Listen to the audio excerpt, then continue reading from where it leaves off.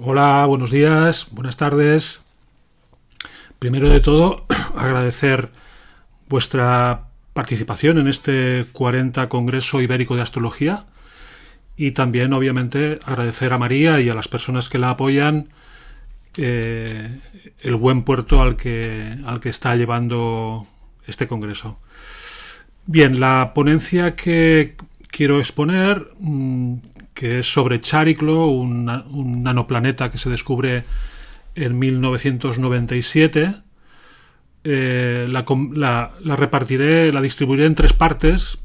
Una primera para hablar de los plutoides en general, porque Chariklo es un plutoide, es un asteroide que tiene una órbita excéntrica, igual que Quirón, igual que Plutón, etcétera, etcétera. Una segunda parte para hablar de Quirón, de Pholus y de Nessus, porque el universo plutoide ha ido aumentando de unos años para acá. Y la tercera parte, que será a la que voy a dedicarle más tiempo, se referirá a Chariklo, obviamente, ¿no? Bien, para empezar les diré que en el mundo de la astrología, o sea, el mundo de lo que encontramos en una carta natal, hay tres tipos de planetas o de objetos. Uno son los planetas hasta Neptuno, que son, yo diría que podemos llamarlos como principios puros. Luego tendríamos otro grupo formados por los asteroides que están entre la órbita de Marte y Júpiter, que empezaron a descubrirse a partir de principios del siglo XIX, y ahí tendríamos a Ceres, a Palas Atenea, Juno, a Vesta, a Igea. De entre estos, los dos más notables son Ceres e Igea, ¿no? Ceres, así por curiosidad, se descubre coincidiendo con la invención del primer envase al vacío, que de alguna forma inaugura la industria alimentaria, porque Ceres tiene que ver con la agricultura, con la ganadería, con los trabajos del campo, con la recolección de fruto y con la distribución, ¿no? Dicho sea de paso, también tendría que ver con aquello que uno cultiva, con aquello que uno recoge y con lo que uno intercambia con otras personas, ¿no? Luego Igea, que es el otro planeta que casualmente ha sido declarado nanoplaneta en el 2019, que se descubre en 1849, es decir, en 1849 se descubre Igea, es declarado asteroide, y justamente en ese año se fundan los laboratorios Pfizer, que últimamente se ha hablado mucho de ellos y todo el mundo sabe por qué. Y tiene mucho que ver con la salud, tiene mucho que ver con la enfermería en particular, y tiene mucho que ver con la actitud que tienen las personas ante una enfermedad o ante su salud, ¿no? Por ejemplo, según cómo esté aspectado, pues puede dar personas hipocondríacas o temerosas, o de alguna forma conscientes de que los hábitos de vida pues son muy importantes para conservar esta salud, ¿no? En el 2019, como comentaba, se declaró como nanoplaneta por la comunidad astronómica internacional, justamente coincidiendo con el evento 201, que es el que convocó la Fundación Rockefeller, la Fundación Bill Gates, la Universidad Johns Hopkins, para preparar la pandemia que al cabo de unos meses empezó a hacerse notar en el 2020 ya, ¿no? Bueno, dicho esto, diríamos que los asteroides del cinturón de Hipólita, que son estos que acabo de nombrar, tienen mucho que ver con habilidades que se desarrollan como fruto de la actividad laboral o cotidiana o incluso profesional, ¿no? Luego están estos otros, que son los plutoides. El primero en descubrirse fue Plutón en 1930, que sería un poco el jefe de los plutoides, de alguna manera. Sería un poco como el capo di mafia, ¿no? Se descubre en 1930, justo después del crack de la bolsa de 1929. También es curioso que, coincidiendo con este descubrimiento de Plutón, empieza el género del cine negro, con El vampiro de Düsseldorf, de Fritz Lang, una película alemana que explica una psicopatía y sus consecuencias, ¿no? Una película de terror, ¿no? Con permiso de Metrópolis, también de Fritz Lang, que es de 1927, que es el año en que empieza el cine sonoro. También de esta época, alrededor de 1930, Edward Bernays, sobrino de Freud, publica el libro Propaganda, que yo creo que es determinante para poder comprender el fenómeno astrológico que llamamos Plutón. También de 1930 es la primera operación de cambio de sexo que se tiene documentada, que tiene mucho que ver con Plutón, porque de alguna manera Plutón augura la deriva que iba a tener la ciencia, y que lo vamos constatando estos días, en cuanto a la manipulación de las condiciones naturales del mundo, de la naturaleza y de las personas, ¿no? O sea, de alguna forma Plutón sería pro-tecnocrático. El libro de Propaganda, o mejor dicho, el personaje que lo escribe, Edward Bernays, fue de alguna forma el autor o el impulsor de que las mujeres empezasen a fumar, ¿no?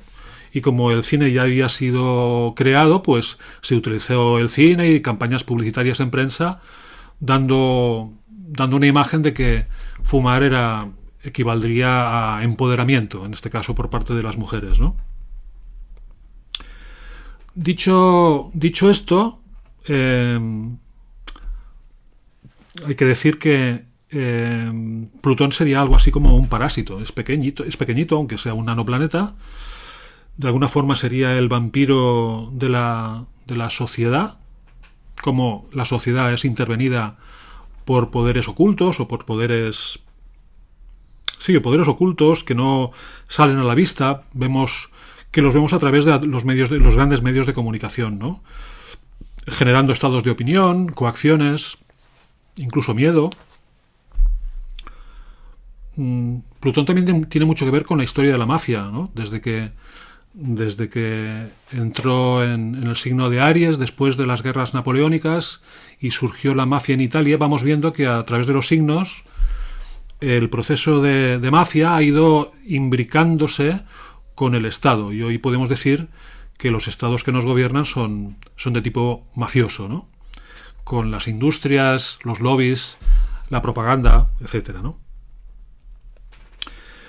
Si Plutón es el capo de mafia, el vampiro en jefe, los otros plutoides serían su red clientelar. Entonces tendríamos aquí a Quirón, que fue descubierto en 1977, a Pholus y Nessus en el año 92-93 y a Chariclo en 1997. Más tarde, ya en la década del 2000, se descubren Eris y Sedna. Recordemos que hasta el 2003-2004 Plutón era considerado un planeta, y a resultas del descubrimiento de estos dos nanoplanetas, y viendo que Eris tiene un tamaño parecido, incluso un poquito más grande que Plutón, a Plutón se le degrada una categoría recientemente creada, que era la de los nanoplanetas, ¿no? Vale, esta sería la primera parte, y ahora voy a empezar con la segunda.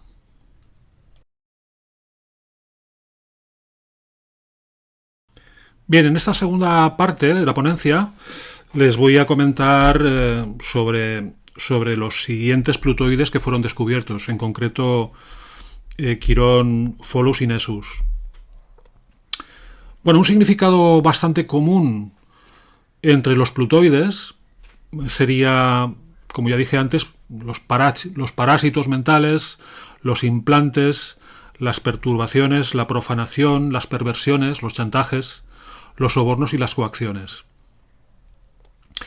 En 1977, que es cuando se descubre Quirón, hay un hecho interesante para el mundo de la astrología, que es que Lis Green publica su libro dedicado a Saturno, que de alguna forma iniciaría la etapa de expansión de la llamada astrología psicológica.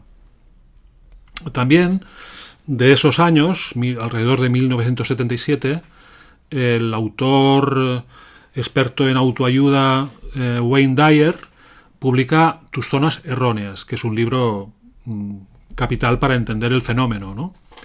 Y otro autor también muy interesante y muy relacionado con los principios de Quirón es Ivan Illich, que publica en ese año, o mejor dicho en el 76, su libro Némesis Médica, en el que se denuncia pues la práctica que se ha ido volviendo perniciosa para el paciente en relación a la medicina, ¿no? Conceptos relacionados, pues por ejemplo la procrastinación, que es el dejar los retos que verdaderamente importan para el futuro, como si uno tuviese miedo a fracasar si los afrontase hoy mismo, ¿no? También hay otro concepto que es el síndrome del impostor, que es las personas que sienten que son un fraude. O sea, pueden ser personas tan talentosas que no acaban de convencerse de que su talento puede ser útil para los demás y consideran que no es digno expresarlo, ¿no? Curiosamente, las personas que acuñan este síndrome, el síndrome del impostor, son Pauline Zans y Susan Imes en 1978, justo el año después del descubrimiento de Quirón, ¿no? También, otro concepto es la indefensión aprendida, que es cómo las personas aprendemos, unas más que otras, según la posición de Quirón, a mantenernos indefensos para que otro se haga cargo de nuestra seguridad, ¿no? Luego, esta indefensión aprendida servirá para la mentalidad de víctima, que una persona con un Quirón muy marcado en la carta puede tener para señalar que los culpables son los que le protegieron, ¿no? Pues en realidad, digamos que los que protegen, los padres y mamás, papás y mamás que sobreprotegen, tienen miedo al fracaso y por lo tanto actúan de forma excesiva con sus hijos, ¿no?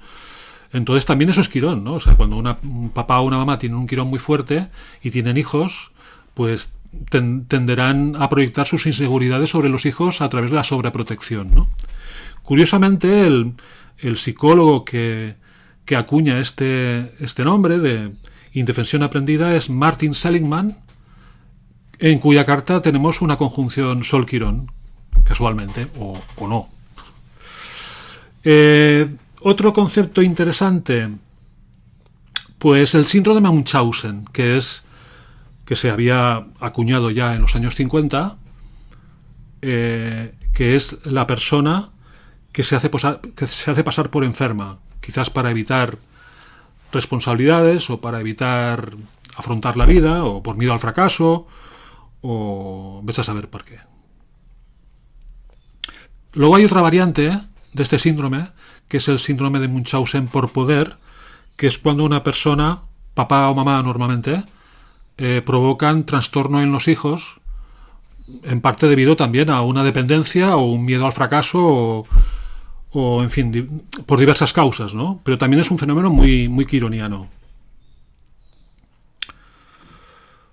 Vale, entonces tenemos aquí también la teoría de los falsos recuerdos de Elizabeth Loftus, que es una investigadora que empezó a tratar de este tema justo en los años 70, muy cerca de la fecha del descubrimiento de Quirón. Y en cuanto a películas, pues tenemos Cabeza borradora de David Lynch, que luego publicó o rodó El hombre elefante, que es una película muy quironiana. Y luego tenemos también La chica del adiós, del director Herbert Ross, y Annie Hall, de Woody Allen. En cuanto a Cabeza borradora, en el día de su estreno, curiosamente, el día en que se ve por primera vez en público, ese día había una conjunción Venus-Quirón conjunto al nodo sur. Interesante. El tema del cine, cuando ves que una película se estrena y te enteras del día en que aparece por primera vez, es decir, es vista, es mostrada al público, y ves la configuración de los planetas de ese día, es impresionante cómo luego se reflejan en la película. Vale, entonces aquí tenemos a Quirón, descubierto en 1977, y luego tenemos Pholus y Nessus, que se descubren en el año 92-93. En esos años pasan varias cosas muy interesantes. Bueno, esos años hay un auge de las psicopatías. Por ejemplo, el crimen de Alcácer es justamente de esos años, ¿no? Y la época de la telebasura. Como Pholus y Nessus tienen que ver con las psicopatías, en concreto Pholus tiene que ver con el masoquismo en todas sus variantes, y Nessus, que es la contraparte, tiene que ver con la psicopatía en el sentido tal como habitualmente la conocemos, ¿no? También de esas fechas es la guerra de Yugoslavia y la primera guerra del Golfo. También es cuando aparece el Adobe Photoshop, que es una aplicación que permite manipular las imágenes, y en concreto me estoy acordando de una, que es que cuando hubo la primera guerra del Golfo y hubo los desbordes de petróleo causados por esa guerra, se publicaron muchas fotos de pájaros que estaban emponzoñados en petróleo, y que de alguna manera, según se dijo después, no eran de esa zona. Es decir, que se utilizaron esas imágenes para, digamos, causar temor o en la población, que eso es muy de Pholus. Es decir, el tema de las amenazas, como el poder amenaza a la población a través de, en fin, campañas publicitarias que todo el mundo conoce, temas de salud, temas de guerra, temas medioambientales, etcétera, ¿no? Vale, entonces tenemos a Pholus y a Nessus, y las películas de esos años son bastante explícitas, ¿no? Por ejemplo, El silencio de los corderos es una película que se estrena justo en el año 92 o 93. La lista de Schindler, Un día de furia, Demolition Man, Instinto básico, Reservoir Dogs, Sin perdón, y La mano que mece la cuna, que es una película en la que tanto Pholus como Nessus están muy presentes en escena, en la historia, ¿no? Bien, esta es la segunda parte, hasta aquí, y voy a continuar con la siguiente.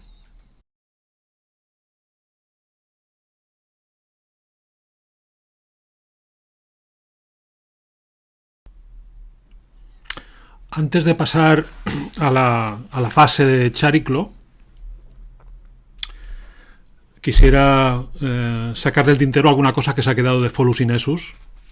Les comentaba que Pholus en particular tiene que ver con el sufrimiento, con la absorción del sufrimiento que nos viene por vía familiar o por vía ambiental, con la sumisión.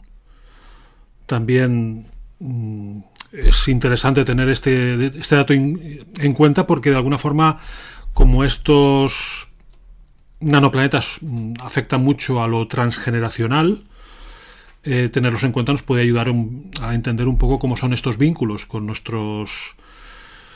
la generación anterior o con la anterior incluso, ¿no? También Pholus tiene que ver con el fingimiento, es decir, fingir estar bien cuando en realidad se está mal. Luego es curioso que también durante esos años primeros 90, el DSM-5, que es el elemento de referencia en cuanto a catalogación de enfermedades de tipo mental, vemos que hay una proliferación de casos de autismo, entre otras cosas porque también la definición de autismo se cambia, ¿no? Y surgen los trastornos del espectro autista, llamados TEA, que de alguna forma también nos alertan un poco de la deriva de la sociedad a partir de un cierto momento, ¿no?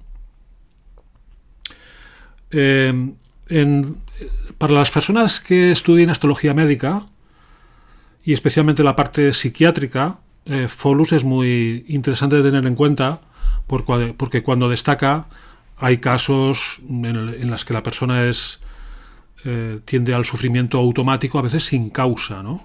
Es decir, que la causa no está reconocida o la causa está en las generaciones anteriores y lo que queda es un remanente, un residuo de sufrimiento que se activa de forma automática, es decir, sin que haya una causa concreta que lo justifique en el momento presente. Bueno, también a partir de ahí, de estos años, primeros 90, las campañas de vacunación van a más. Y en concreto, a mí me llamó mucho la atención una película española que se llamaba La Buena Estrella, que es del año 92 o 93, con Antonio Resines como protagonista, en la que en un momento dado de la película, y sin que venga a cuento, una mamá dice que hay que vacunar al niño de 3 años como a todos los niños, ¿no? Y luego nos hemos ido dando cuenta de que gran parte de la industria farmacéutica invierte también en películas y en formas de propaganda, ¿no? También el trastorno obsesivo-compulsivo, es decir, ¿puede Folus tener que ver con la tendencia a autoagredirse? Sí, obviamente, porque es un punto en el que ese sufrimiento, que no tiene causa justificada o causa concreta, pero siendo residual y activándose de forma involuntaria, provoca en las personas un estado de desagrado tal o de intolerancia emocional que la forma de objetivarlo es provocándose agresiones, ¿no? Autoagresiones, que también es muy de Folus, ¿no? Y en concreto el cutting, o sea, el cortarse con un cúter o con una navaja sin intención suicida. Eso también es muy interesante de tenerlo en cuenta porque Folus es muy así, ¿no? Y luego Nessus es la contraparte, es decir, si Folus es el sufrimiento por motivos involuntarios o no concretos, Nessus también es el motivo de la crueldad o del sadismo, que también vienen por razones no concretas, es decir, que muchas veces te puedes encontrar con personas que tienen una actitud cruel, ya sea a través de la palabra o gestos. Por ejemplo, podríamos observar por la calle pues los propietarios de perro cuando los sacan a pasear, pues quién es Nessus, es decir, que si tú te encuentras en la calle viendo un amo de mascota, de un perro, que lo trata cruelmente sin que haya ningún motivo, ya podemos pensar que ese Nessus está ahí activándose, ¿no? También es muy de Nessus el síndrome de Munchausen por poder, es decir, el síndrome de Munchausen, que es hacerse pasar por incapaz o por inválido o por enfermo, es muy de Quirón, pero cuando se proyecta sobre otras personas, por ejemplo, hay un caso, el caso de Didi Blanchard, que es una niña que se le generó, su propia madre le generó un trastorno, quizás para mantener el nivel de dependencia a lo largo del tiempo, y que luego explicó en YouTube hay documentales sobre la vida de esta persona y cómo fue la relación con su madre. Y es muy Nessus, totalmente. Así que tenemos a Nessus como sádico, cruel, vengativo, proyector de las propias frustraciones sobre otras personas. Bien, y esto nos pone en la tesitura de abordar ya el tema de Chariclo, que es la última parte de la ponencia. Un segundito.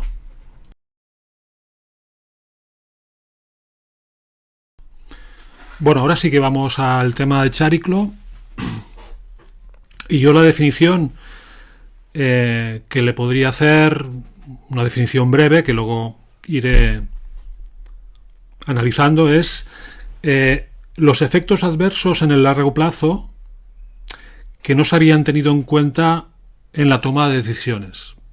Por ejemplo, una persona toma una decisión hoy que parece legítima, ideal, y al cabo de décadas se da cuenta de que no solamente no le ha ayudado, sino que le ha generado efectos adversos. Decía yo, fue descubierto en 1997. En ese año están pasando cosas. Por ejemplo, surge el escándalo del Oxycontin, que es un fármaco promovido por Purdue Pharma, de la familia Sackler, de la cual hemos sabido años después los desastres que se generaron.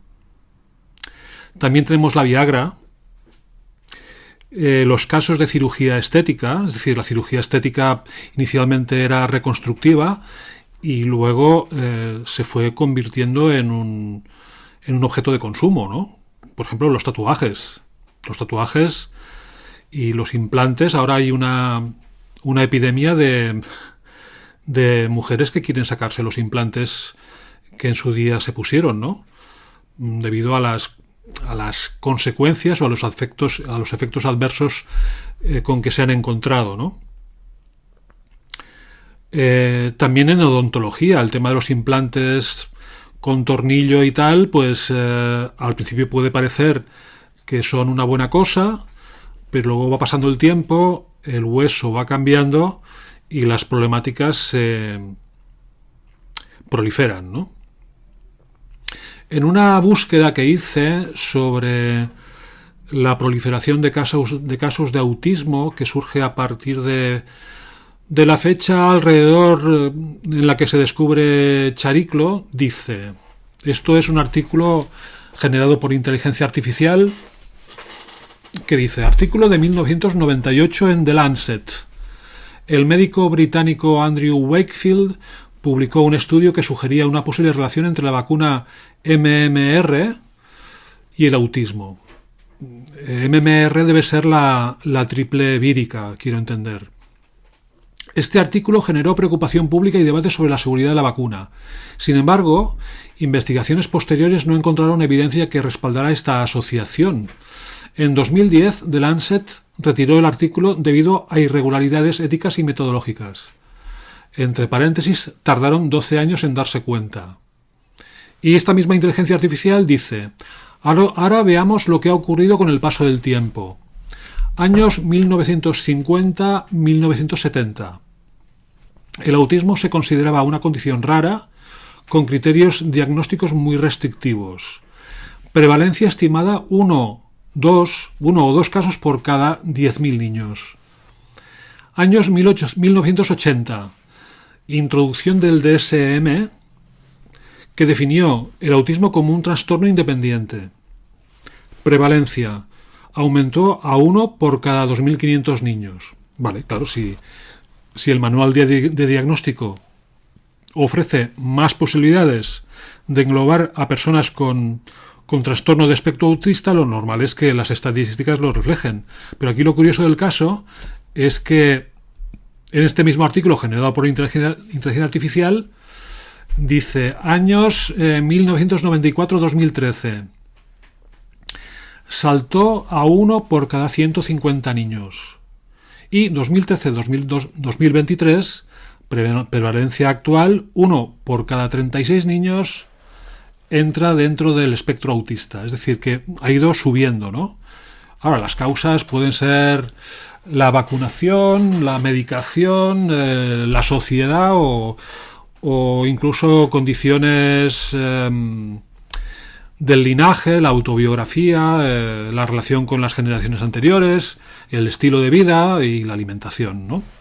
Vale, dicho esto, se puede decir entonces que Chariclo es los efectos adversos de una decisión que se tomó en su tiempo, que consideramos que era adecuada y que con los años vimos que no lo era. Ahora, ¿qué hacemos con esto? Por ejemplo, si yo tomé una decisión a los 25 años que era la adecuada para ese momento y yo me he construido una vida en base a las consecuencias de esta decisión, cuando me doy cuenta de que esa decisión estaba equivocada, pueden pasar dos cosas. Que lo reconozca y yo esté dispuesto a desmantelar esas consecuencias, o si mi proyección externa social, porque me dedico a la política, por ejemplo, no conviene, yo no podré reconocer abiertamente el error. Aunque yo piense que sí, externamente no lo puedo reconocer porque me he construido una vida y unas categorías sociales o profesionales en las que encajo muy bien, porque me ha ido muy bien con ello, y reconocerlo abiertamente pues podría generar un terremoto, de alguna manera, ¿no? Y ahora estoy pensando en el caso de Íñigo Errejón, que es un político español que hace pocos meses saltó a la palestra por una relación con una periodista, Elisa Mouliá, en el que ella le acusaba a él de abuso sexual y tal. Claro, dices, bueno, si Íñigo Errejón es feminista, o eso ha dicho, ¿cómo es posible que incurra en estas agresiones, no? Bueno, pues el día que él salta a la palestra para decir que abandona la política, él es ascendente Acuario. Justamente Chariclo estaba transitando por el grado de su ascendente en el momento en que salta esta noticia, ¿no? Vale. O sea, el tema de resistirse, ya hablo de personas normales y corrientes, de resistirse a arrepentirse o a reconocer el fallo de algo que pudo parecer idóneo en tiempo atrás, genera un tipo de conducta errática, insegura, contradictoria. Podemos entonces decir que Chariclo es la contradicción, pero también podemos entender que como es un ciclo de 63 años, podemos entender que gran parte de esta tendencia, no tendencia, sino la equivocación que uno comete en su vida, o las equivocaciones que comete en su vida, tienen también su caldo de cultivo en las generaciones anteriores. Es decir, que Chariclo puede ser el error transgeneracional, y el tema es cómo gestionarlo, ¿no? Cómo gestionarlo. Vale, entonces, ¿qué cosas podemos encontrarnos? Pues, por ejemplo, causas de arrepentimiento. Por ejemplo, someterse a un tratamiento médico que considerábamos que era ideal, porque nos habían prometido que con este tratamiento íbamos a mejorar sustancialmente en cuanto a nuestra salud, y pasa el tiempo y genera efectos adversos. Y ya no podemos volver hacia atrás. También, por ejemplo, operaciones de cirugía estética.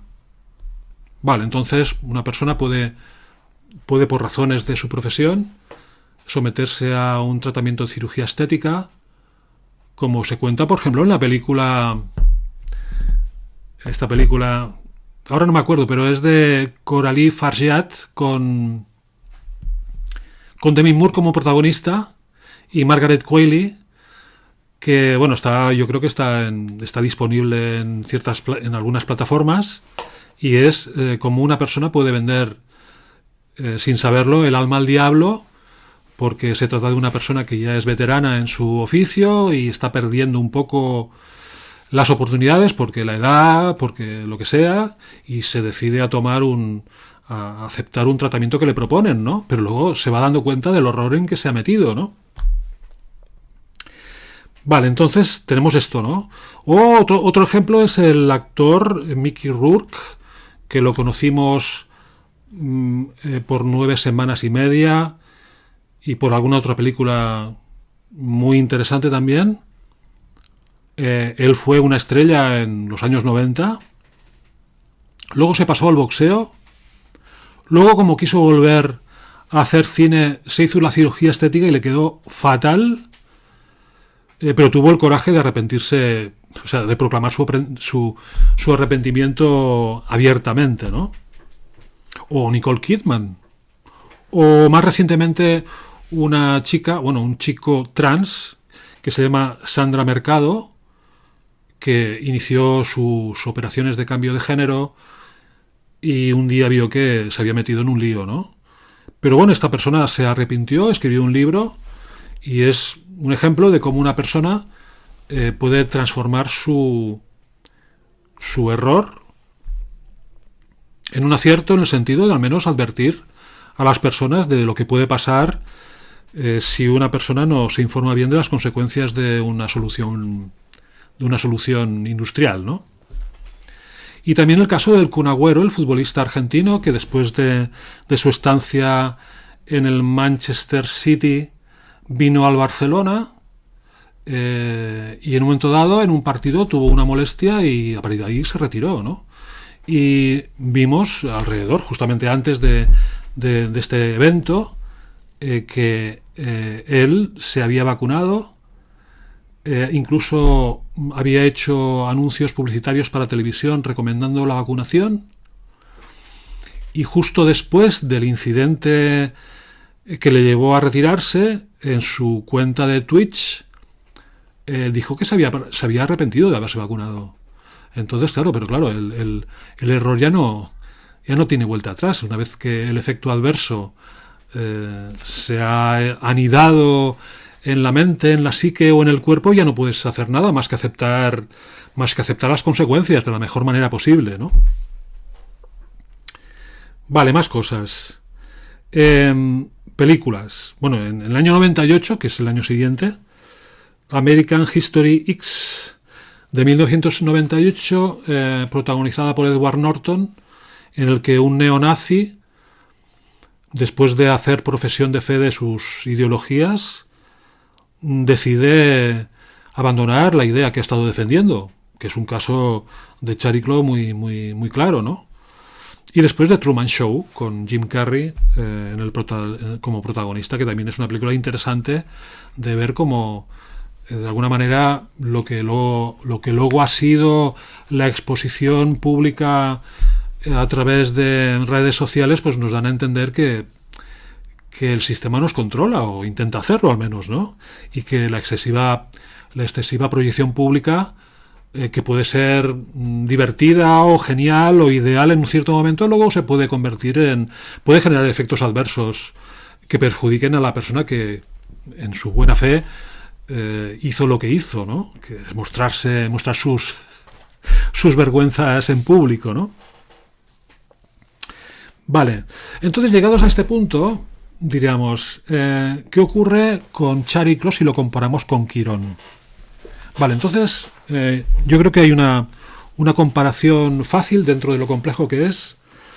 Si el don de Quirón es el de ayudar al prójimo en algo sobre lo cual uno no puede ayudarse, o sea, recordemos que Quirón es el educador, que ayudaba a las personas con talento a desarrollarlo mejor, mientras él no podía no podía curarse a sí mismo, ¿no? Por aquella herida en el muslo, aquella herida de flecha, ¿no? Que le llevó a apartarse de la horda de sus compañeros centauros, ¿no? En cambio, con Chariclo, que es la musa o la compañera de Quirón, pasa algo parecido, pero con el mundo de la predicción o de la premonición. Es decir, una persona tiene la gran ilusión de hacer tal cosa, y por lo tanto se enfoca en cómo cumplir con este deseo,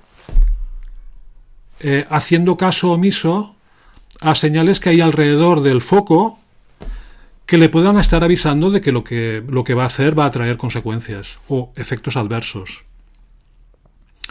Por ejemplo, si pongo un caso personal, yo tengo Chariclo en cúspide de 2 con Marte y yo me he arruinado 2 veces. Dices, vale, muy bien, me arruiné 2 veces, lo asumo, no me queda más remedio que asumirlo. ¿Y por qué lo hice? Era necesario invertir en algo que después me di cuenta de que no hacía falta. Bueno, pues sí, claro, pero yo aprendí muchas cosas, ¿no? Entonces, o sea, todos estos elementos de los que estamos hablando, Plutón, Pholus, Nessus, Quirón, Chariclo, son estafas consentidas, producidas por la evolución de la sociedad, por nuestra relación con nuestros ancestros, con nuestros padres, con nuestra propia biografía, con nuestros propios deseos, con nuestros propios anhelos. Y bueno, cuando uno toma esta decisión, llevado por este anhelo de autorrealización, no ve o no quiere ver señales que igual están en el mundo o están dentro de uno mismo, pero uno no quiere ver porque eso le perturbaría en la decisión de algo que desea tanto, ¿no? Entonces tendríamos a Chariclo tanto en el natal como en sus tránsitos como la oportunidad de equivocarse, aceptar la equivocación y aprender de ella, ¿no?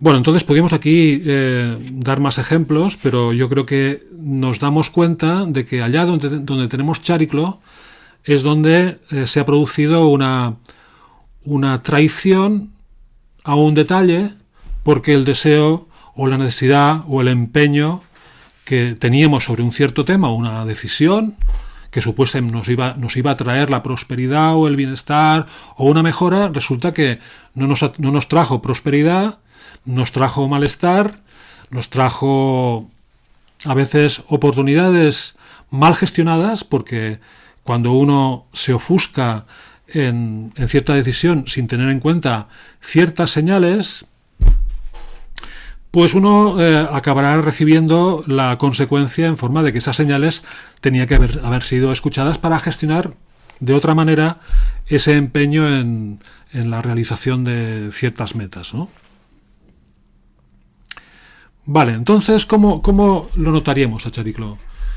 ¿Cómo veríamos a alguien externo a nosotros con su Chariclo? Pues lo veríamos discontinuidad en las actitudes, o incongruencia o contradicción, porque en su mundo interior hay algo que no se ha resuelto, y como no se ha resuelto, se manifestará en la exteriorización de la conducta, ¿no? También hay una tendencia a encubrir los propios errores. Por ejemplo, un historiador.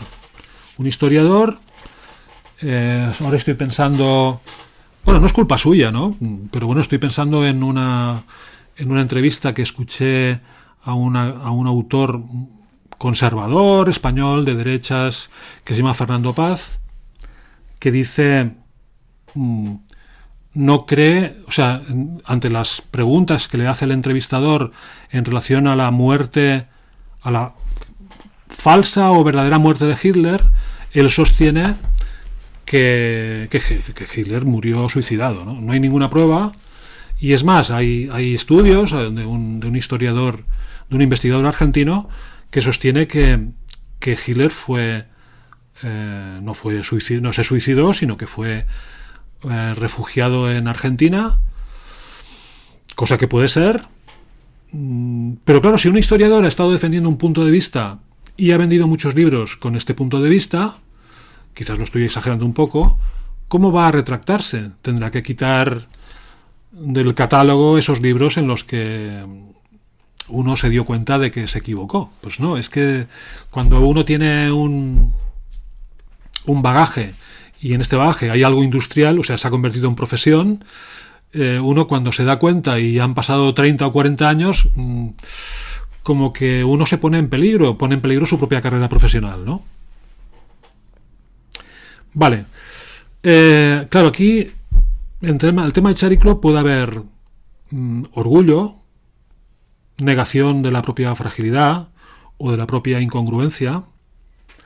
También puede haber que si nos confesásemos públicamente ante nuestros familiares o ante nuestros amigos por la mala decisión que tomamos, y especialmente cuando esta decisión también afectó a otras personas, claro, dices, bueno, entonces tengo que tener un buen soporte emocional para hacer esta confesión, pero si no lo tengo, o mi imagen, la imagen que proyecto, compromete, pues igual es mejor tapar el error, ¿no? Por ejemplo, una amiga me comenta que una hermana suya, cuando tenía 19 años, decidió hacer la transición al transgénero, ¿no? Es decir, era una chica y quiso convertirse en chico. Esta persona tiene a Chariclo en la casa 12. Que no quiere decir que la operación de cambio de género tenga que ver con la casa 12, ¿eh? Pero bueno, todo con tránsitos de Chariclo, ¿vale? Entonces esta persona hace el cambio, se convierte en chica, se extirpa, no, en chico, se extirpa los pechos, se extirpa el sistema reproductor, se convierte en chico, y al cabo de un tiempo se enamora de un chico que es heterosexual, con lo cual mal lo tiene para mantener una relación con esta persona, ¿no? Luego se arrepintió, pero ya no pudo hacer nada porque el tratamiento ya estaba en marcha. Y la última noticia que tengo es que se está haciendo musulmana. También hay tela con este tema, ¿no? Es decir, que en un momento dado alguien, para calmar su malestar innominado o indefinido, que esto sí que sería Chariclo en la casa 12, adopta decisiones que van a traer consecuencias. Es muy tremendo, ¿no? Bueno, el caso es que yo le pregunto a mi amiga, que es la hermana de esta mujer que se ha hecho trans, si su hermana consiente en hablar del tema, y me dice que no quiere hablar del tema. Claro, es que pondría en evidencia una serie de fragilidades que la persona no tolera que se perciban, ¿no? Luego hay otro caso también muy de Chariclo, que yo creo que viene muy a cuento. Como tiene un ciclo de 63 años, y esto nos pone en la tesitura de compararlo con el momento de la jubilación, es decir, cuando una persona, sea cual sea su ocupación, pues puede permitirse jubilarse, es decir, cambiar de vida.